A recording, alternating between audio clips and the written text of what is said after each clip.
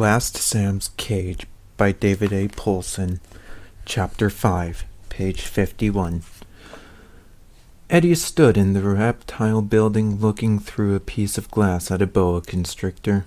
The glass needed cleaning, but it didn't matter because there wasn't a whole lot to watch.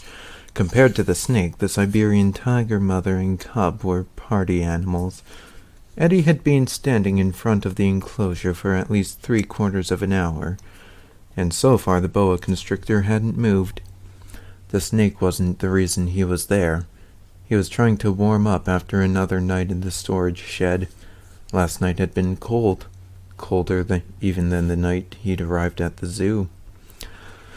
The walls of the shed were pretty well useless at keeping out the wind that had blown most of the night. He had slept maybe an hour in total. Things hadn't improved much with the arrival of morning. He couldn't make his body stop shivering. He turned away from the snake and looked at his reflection in a second pane of glass. This one was cleaner. It was the front wall of an enclosure for something called a tokay gecko, but the gecko either wasn't home or was very good at hiding. Eddie stared at himself for a while. It wasn't something he'd liked doing. Not that he was gross-looking, exactly, but he couldn't imagine anyone thinking of him as handsome either. If there was a category for people like him, Eddie figured it was the nobody notices you category. It wasn't a complaint. Eddie didn't really mind his looks, except that they lacked chick appeal. And even that seemed to matter a lot more to everybody else than it did to him. The acne did bug him, but there wasn't a lot he could do about it except for those dumb products they were always advertising. He preferred the acne to going into a store and suffering the embarrassment of actually buying any of that stuff. Sometimes he wished he was bigger, maybe more of a jock.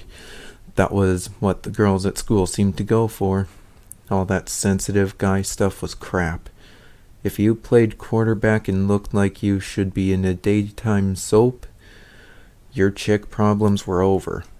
He'd spend a lot of time the year before learning the side-to-side rolling walk of the school's athletes.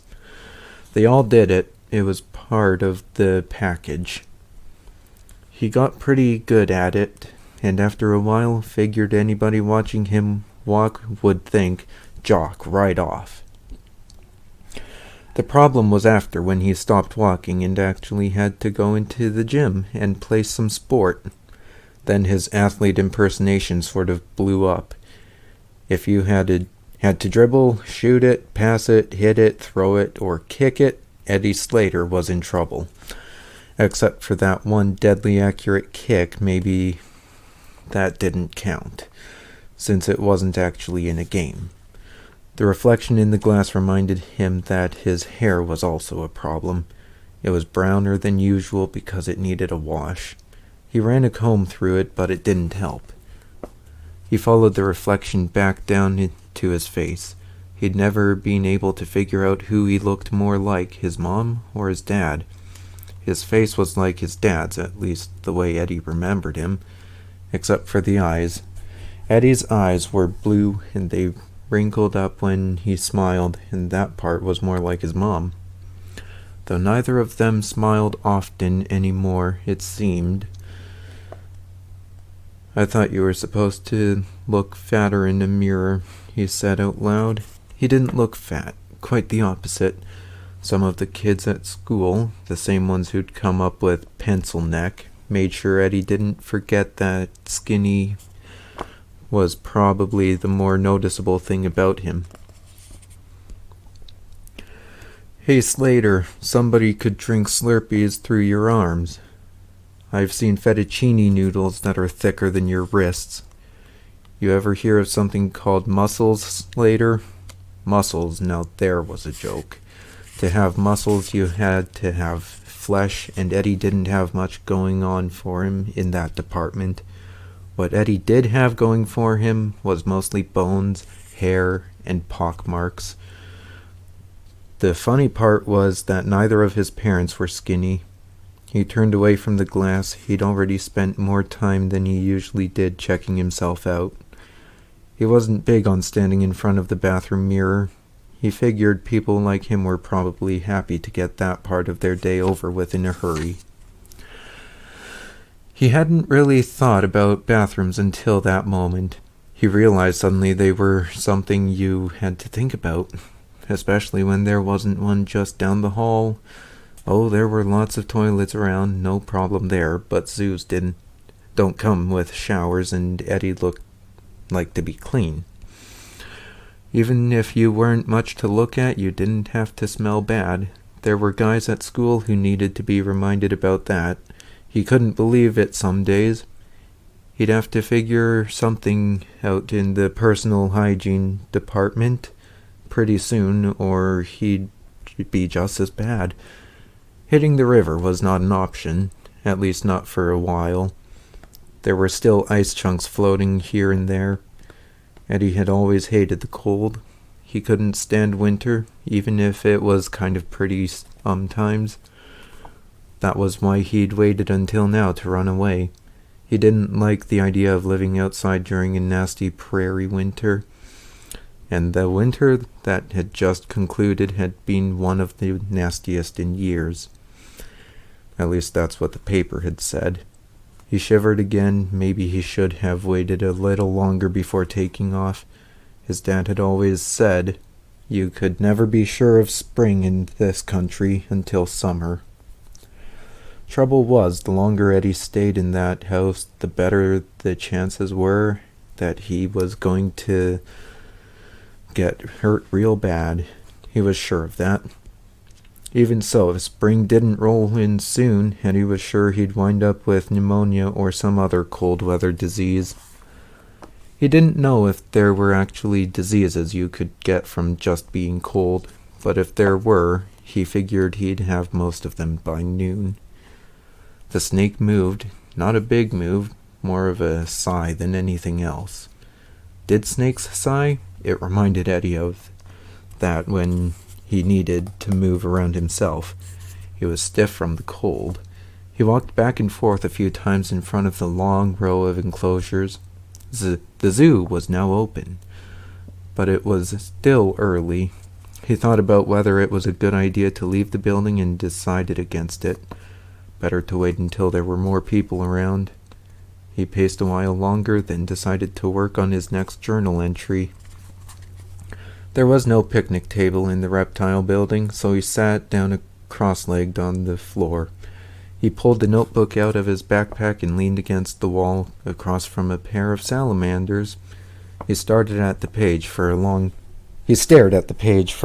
time, and when he finally did write something, it was only one line. It wasn't like he had writer's block or anything. He just wasn't sure how he wanted to say the next part. He didn't really want to say it at all, but he figured if this was going to be a record of his whole life, he had to put everything in. For a while, he just thought about it, remembering how it all happened and what it was like. The line he had written read, "I'm a young offender." The way things were in the world, that was like announcing you had joined the Ku Klux Klan. He'd even been in jail, of course. They didn't call it jail. They gave it a nicer name, the CYOC, which sounded like some church camp if you didn't know it stood for Calgary Young Offenders Center. But it was jail, all right. You couldn't get out, you were watched all the time, and at night you went into your room, and the door was closed and locked. He hated that place. He said the words out loud, slowly giving each word its own sound, its own meaning. I'm a young offender. There was another sound. He heard it right after he had said the word offender. At first he thought it was one of the reptiles. It was kind of a scratchy, shuffling noise, but it wasn't one of the reptiles. Someone was coming around the corner. It was too late. There was no place to go. No place to hide. Eddie thought of Stink Pegler. Could Stink have found him this fast? He tried to recall the night before. He'd been sure no one had followed him. Maybe it was one of the zoo staff. Maybe if he shot past whomever it was, he couldn't outrun him. The security guys didn't look as if they were in great shape.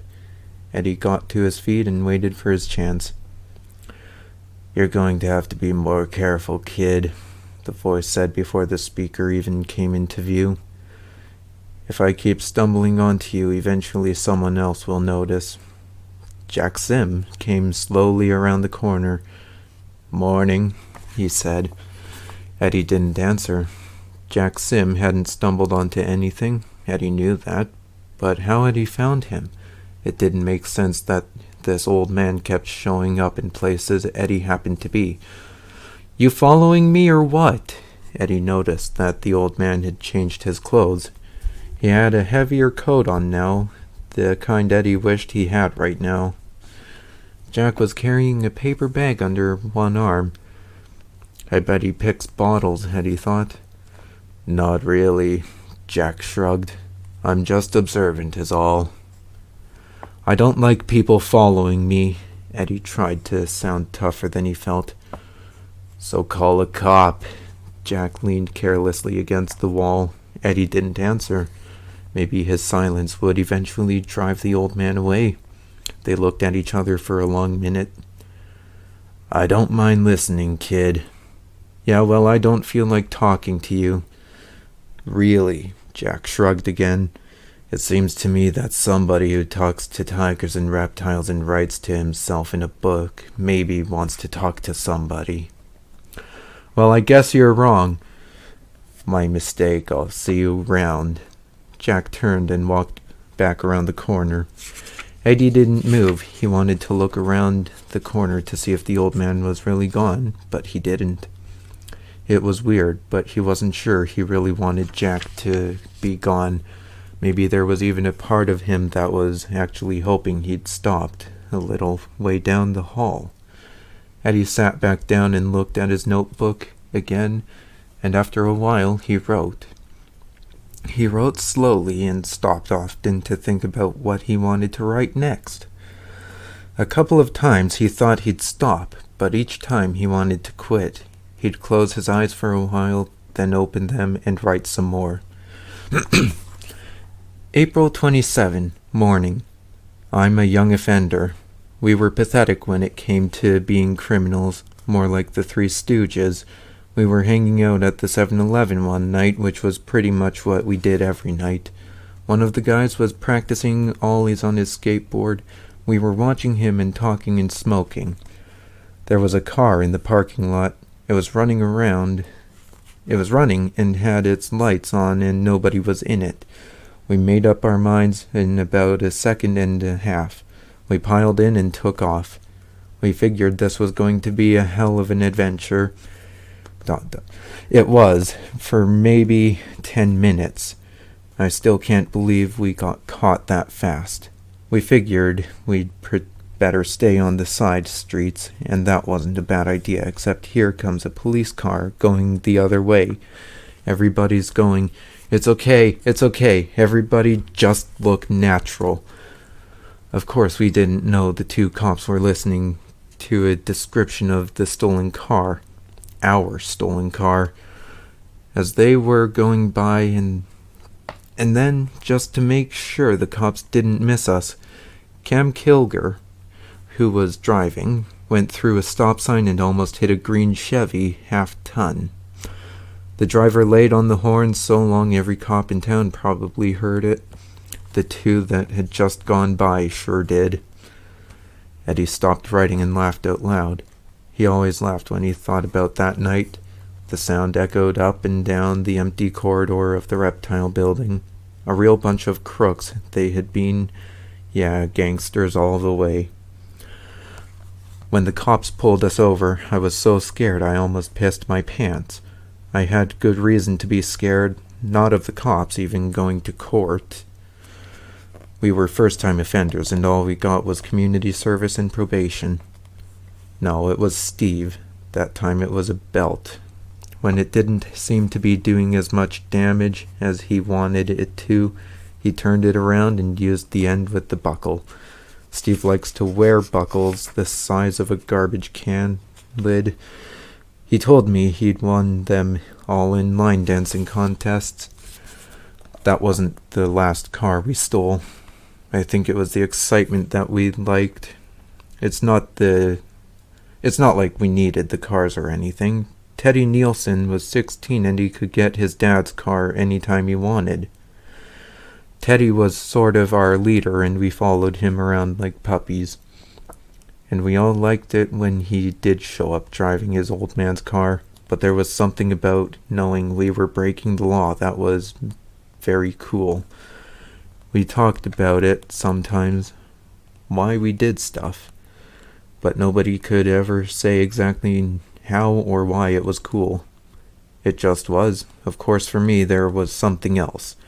It was a chance to stick something up Steve's you-know-what that made it even better. We were smarter after that first time. For one thing, we never let Cam drive again. Then we moved on to B&Es.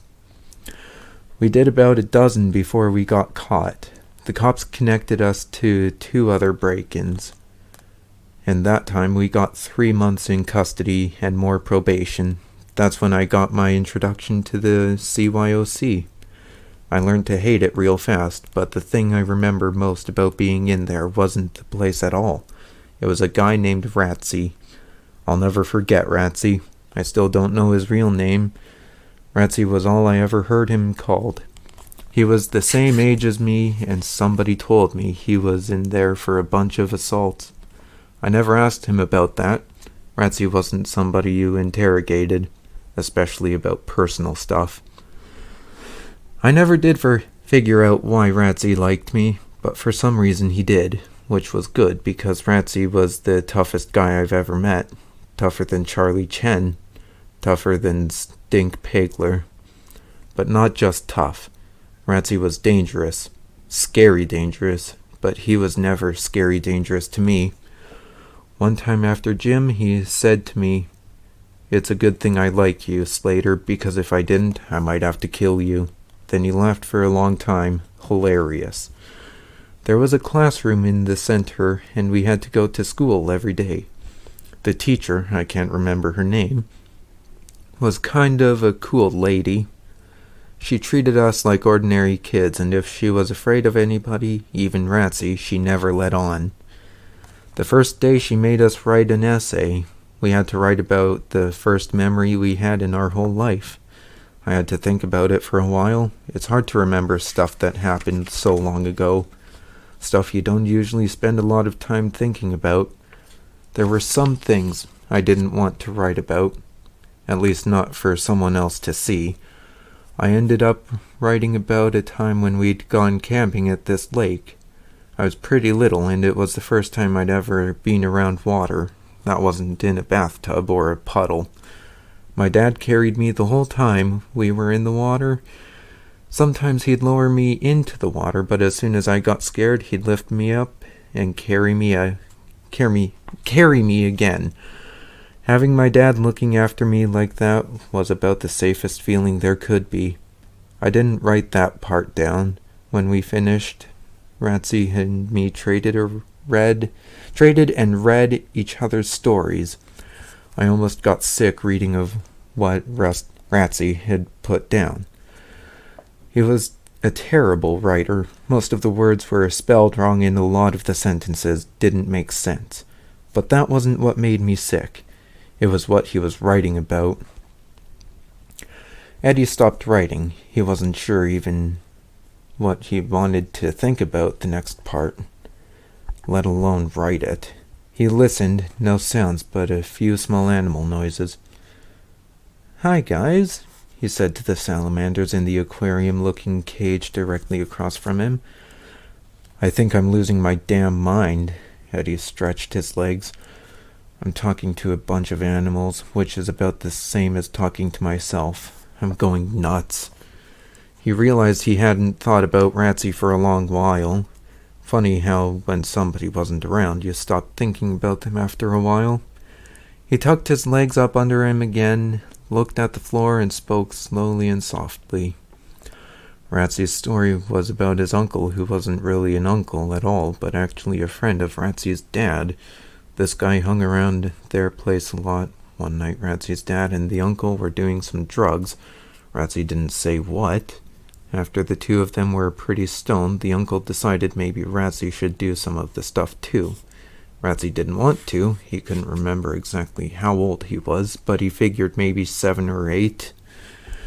Anyway, when Ratsy wouldn't do the drugs, the guy grabbed him by the hair and pushed his face down onto the lit burner of an electric stove.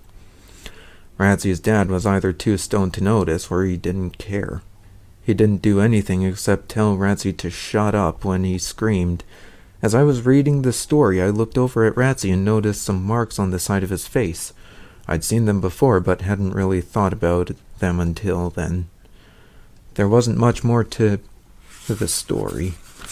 As I was giving him his story back, I figured I should say something. Man, that must have hurt. I can still remember Ratsy's answer almost word for word. Yeah, it was pretty bad. I guess the worst part was the smell of my face burning. Anyway, it didn't matter. There was lots worse stuff that happened to me after that. Eddie stood up. His legs were stiff again from the cold and from sitting cross-legged. He thought maybe he'd write Ratsy's story into the notebook later. Right now it was time to get moving and to think about finding something to eat. He stepped around the corner. Jack Sim wasn't there, but the paper bag he'd been carrying was on the floor. Eddie opened it. Inside was a sweater. It was one of the ugliest sweaters he'd ever seen, but it looked warm.